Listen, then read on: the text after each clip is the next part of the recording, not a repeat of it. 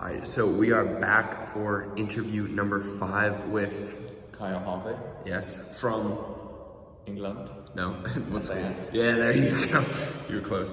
Alright, so the first thing I want to do is build up your customer archetype to see where you fit into our whole business model canvas. So if you wouldn't mind just telling me a little bit about yourself, what kind of classes you're taking at SAS, just so we can like see where you really fit on like the scale. At SAS, I'm taking basic level courses because I was focusing on a high base GPA for my 2 years. So in preferences where I could have had a more advanced course, I'm taking an easier course just so I have a higher base GPA route. Do you feel like you're more math-based, science-based, engineering-based? Where do you want to put most of your I time? am definitely more math and science based over English based. Do you know what kind of track you want to pursue with that? At this point, I'm probably going to pursue an economics track, but there is a chance I go into engineering. Okay, so definitely math-centered. Are you ready for next year, class-wise? Okay, so definitely futuristic mindset. This is great. And if you wouldn't mind telling your age? I am 15 years old. 15 years old. Birthday? Yes. Oh, birthday? What do you mean birthday? Yes. May 9th. May 9th, okay. Just building up. And have you ever collected anything when you were younger? And if you have, can you please talk about that in depth? Yes, so when I was younger, I collected Pokemon cards. The reason why I like Pokemon cards so much is the idea of satisfaction you get when you open a pack. Like it's almost like gambling, to where there's a chance you get something really good, but most of the time you just get something really bad. And did you collect anything? And if you could talk like, did you organize? Were you an organizer of like all your cards in like binders, or were you a player? What kind of Pokemon addict were you? I was definitely the binder person. I actually didn't enjoy the game too much, but I really loved the collection aspect of it. Right? So then I had binders full of cards to some extent. So how old were you when you were? I was probably in 5th or 6th grade at that point in time. And where were you located? I was in California. All right, California. Was it pretty popular over in America too? In 5th grade it was, in 6th grade it started to die out. So when did the trends for card games really start to pick up, in your opinion, and then drop off? Trends started to pick up towards the end of my 4th grade year and heat up within my 5th grade year, but fell off quite quickly in my 6th grade year. So would you describe your general friend group as like-minded, just like to collect the cards, or were they more players? Most of my friend groups were just in it for the collection, who weren't really that into the game. Okay.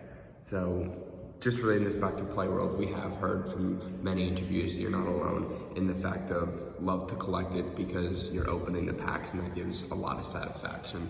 So just hypothetically, if we could reverse time, you were back in 5th grade and I was to show you Play World where you could buy and specific cards, would you be interested in that or no? I'd be interested. So as a 5th grader, my knowledge of the internet wasn't the greatest, right? So if I knew everything I knew now, I'd be definitely into it.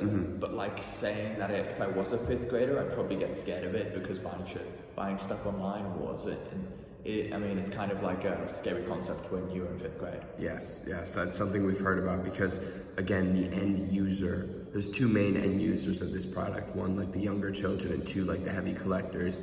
And we really wanted to market to the younger children because, again, 5th to 7th grade is really where it starts picking up, and that's kind of a tightrope because we have to have a website that caters to both demographics. So if you just want to speak about like your web usage in 5th grade, that'd be pretty helpful. My web usage in 5th grade was primarily school-based, even though I was really into Minecraft YouTube. So it was kind of more... You ever look at Ethos Lab? Ethos Lab? No. I used to know my favorite Minecraft actually. So did you ever online shop when you were younger? Not really. So the most I would ever do is probably order something off Amazon. So like a gift to myself or something like that with my parents, or order something like that off Amazon. Gotcha. And you were telling me before that you have a sister, and she's how old? My sister is 13 years old. And what grade is that again? That is, well, she's out of 3rd grade, but she's in 7th grade. 7th grade.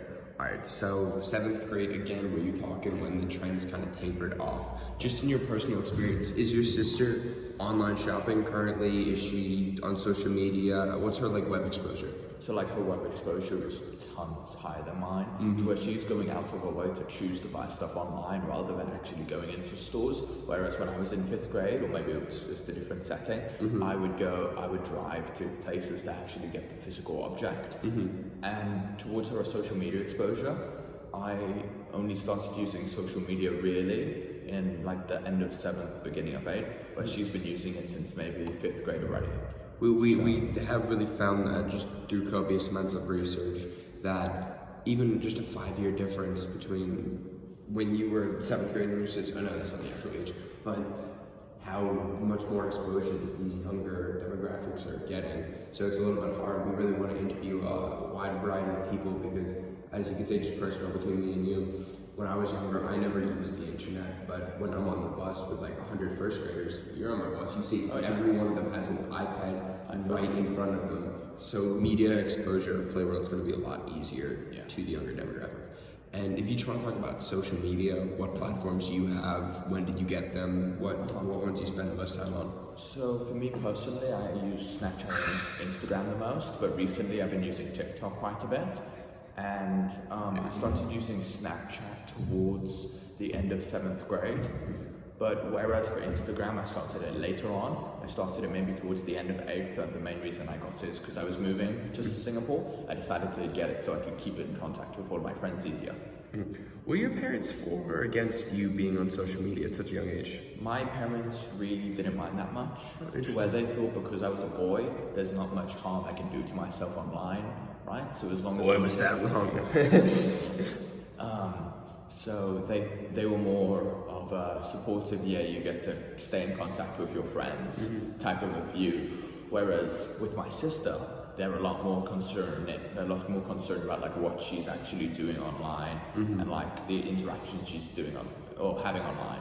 Yeah, that disparity between sex of male and female is very interesting. I'd love to delve deeper into that in some research because social media has become so much more accessible to the younger demographics that you can say they all have so much more access to technology. So, do you follow any influencers or brands on social media, such as like, just an example, like Nike sponsors Cristiano Ronaldo. He's an influencer them. Do you follow an example of like Cristiano Ronaldo, anyone that has like brand endorsements? What's your main social media following? Not really. So my main usage of social media is legitimately social media, so communicating with my friends. I don't have too much of an influence from like other external influencers, as you're calling them, but like towards which brands I do prefer, I do tend to lean more towards Adidas than Nike, but that idea mainly comes from like my German heritage, so I almost feel like connected to Adidas more so than I do to Nike. Okay, interesting. And if you want to talk about how often are you buying things online, how often do you see advertisements on like Instagram, and are they really effective towards you? Like, I would say they are. Most of those Instagram advertisements are like almost an awareness thing, to where with those Instagram ads, I'm like becoming more aware of certain things. So for instance, I buy shoes quite a bit online. So one of the uses of Instagram is I follow people that post about shoes and stuff like that. So I am purchasing quite a bit of that, like shoes as well as some clothing online, and it's ramped up in more recent years. Yeah, so that would be fall under like category of influencer, such as like the next season of Pokemon comes out. Yes. Influencer gets all the cards, shows it to you, boom, you want to buy them. Playworld's your way to go. So Pretty social much, media plays a huge part in online marketing. Massive role in these days. Massive.